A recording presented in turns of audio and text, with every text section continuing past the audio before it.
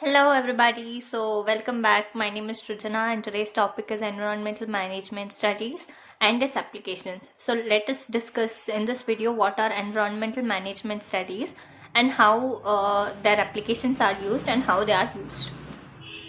So, let's go. So, first one is Introduction to Environmental Management Studies. So, environmental management studies focus on the sustainable use and conservation of natural resources. Their interdisciplinary field combines principles from ecology, economics, and social sciences. The goal is to address environmental challenges while promoting sustainable development. So, what is basically environmental management studies is, so they basically focus on the sustainable use and conservation of natural resources. So the conservation of natural resources is the main aim of environmental management studies. Their interdisciplinary field combines principles from ecology, economics, and social sciences, even the food chain. So ecology, economics, and social sciences of the nature is involved in the EMS, which is Environmental Management Studies. The goal of the Environmental Management Studies is to address environmental challenges while promoting sustainable development. Okay, so the management and conservation of natural resources, as you can see in the picture, solar energy. Solar energy is the main basic energy which is required for all the natural resources and all the tasks to take place in the day-to-day life. Okay, so next we have importance of environmental management. So effective environmental management is crucial for mitigating climate change impacts. It helps protect biodiversity and ecosystems that are vital for human survival. Proper management practices can lead to economic benefits such as increased efficiency and reduced costs. So what are the importance of environmental management is, effective environmental management is crucial for mitigating climate change impacts. So when the environment is managed effectively, then it will not affect the climate change. Otherwise, it will affect in the climate change, and there will be a lot of pollution, etc., etc., which will damage the natural environment or the natural climate. It helps protect biodiversity and ecosystems that are vital for human survival. Okay, so it helps protect biodiversity and ecosystems which are vital for human survival. Proper management practices can lead to economic benefits such as increased efficiency and reduced costs. Next, we have key components of environmental management. The main components of include planning, implementation, monitoring, and evaluation. Stakeholder engagement is essential to ensure diverse perspectives are included.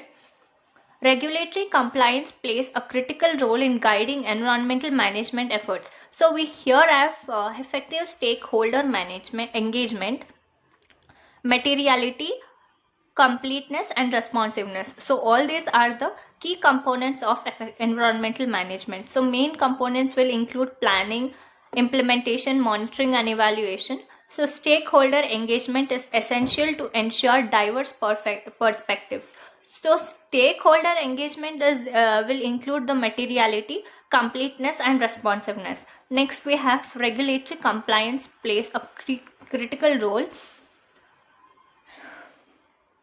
in guiding environmental management efforts. Later, we have tools and techniques which are used in environmental management. So we basically have a lot of tools and techniques as well for environmental management. So various tools such as environmental impact assessments, EIAs, are used to evaluate potential effects. Geographic information systems, which are GIS, will provide spatial analysis for better decision making. Then we have life cycle assessment, which is LCA, which will help in understanding the environmental impacts of products from cradle to grave. So basically social sciences, environmental impact assessment, earth sciences, life sciences. So all these are basically the tools and techniques in environmental management.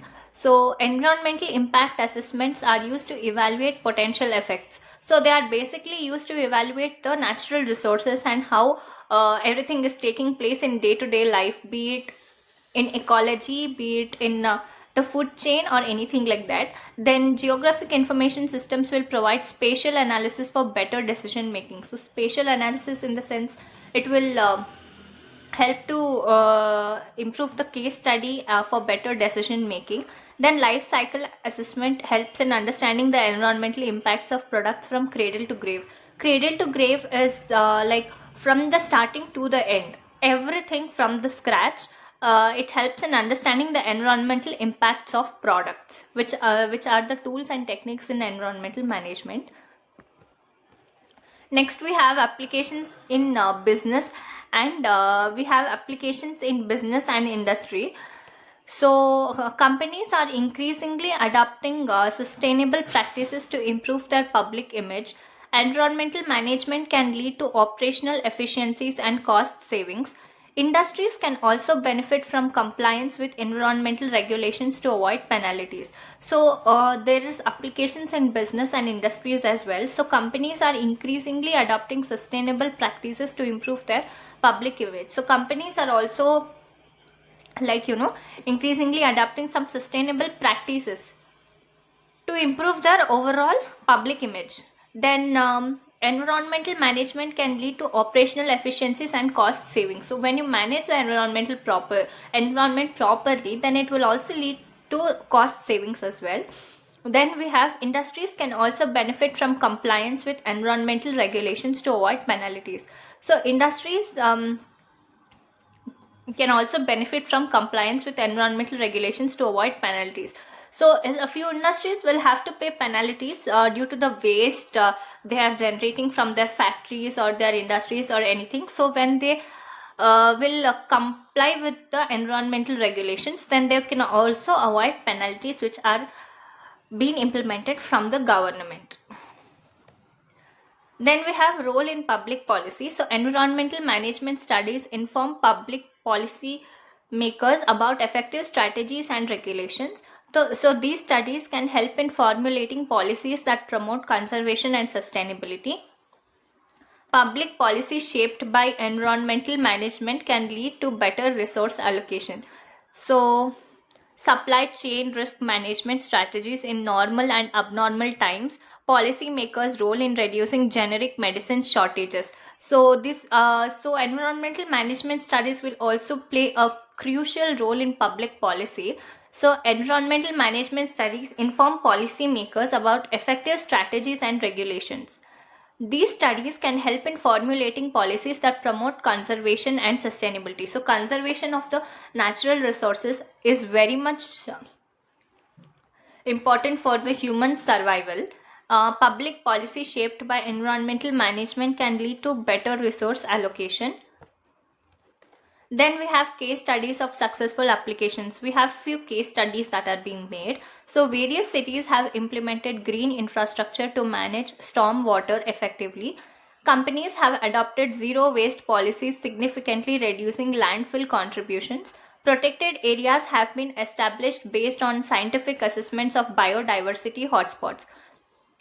So here, various cities have implemented green infrastructure to manage stormwater effectively. So green infrastructure is basically when you're building anything, when you're building certain buildings, companies, industries or something like that, then you have to, various cities have already implemented green infrastructure in the sense like lot of greenery to manage stormwater effectively. Stormwater in the sense when there is lot of overflow of water.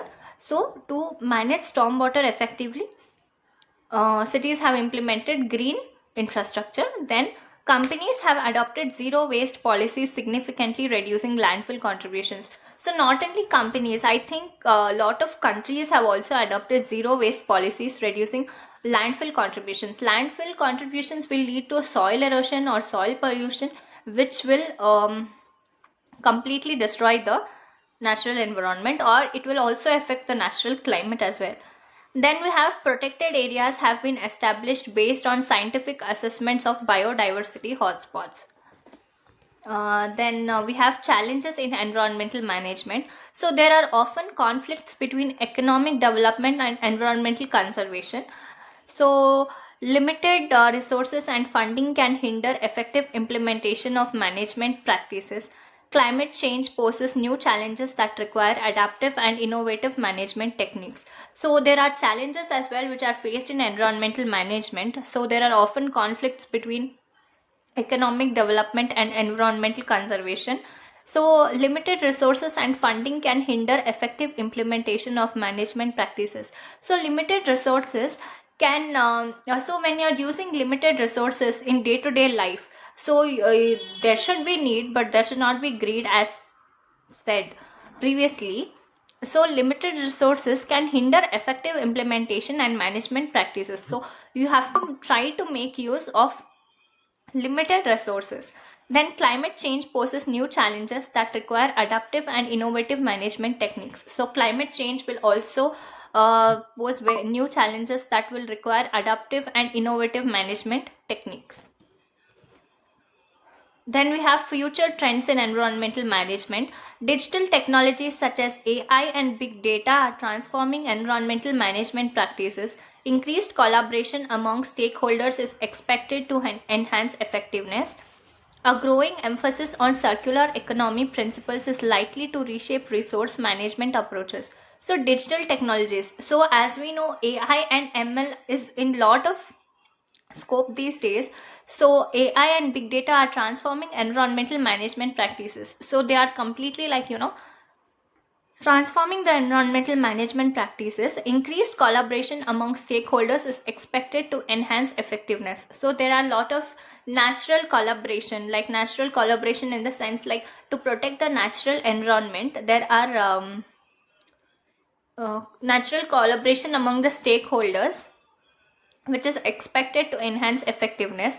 Then we have a growing emphasis on circular economy principles is likely to reshape resource management approaches. So basically you have to use the limited natural resources to protect the environment, and when you protect the environment in future generations, there will be human survival. Otherwise there will not be human survival, which will also affect the natural environment, and this will lead to a lot of diseases, and we will not have a proper environment. So to ensure that we live in a very healthy and natural environment, we should try to protect our environment. So we have conclusion and call to action. Environmental management studies are essential for a sustainable future. Individuals and organizations must commit to environmentally responsible practices. Collective action is necessary to address global environmental challenges and ensure a healthy planet. So yeah, these are conclusion and call to action. So environmental management studies are essential for a sustainable future. So EMS is very important for a sustainable future. Then we have individuals and organizations must commit to environmentally responsible practices. Collective action is necessary to address global environment challenges and ensure a healthy planet. So yeah, what I say is please protect the environment, use limited natural resources. So this is the main idea of EMS and how its applications is being used. So thank you for your patience.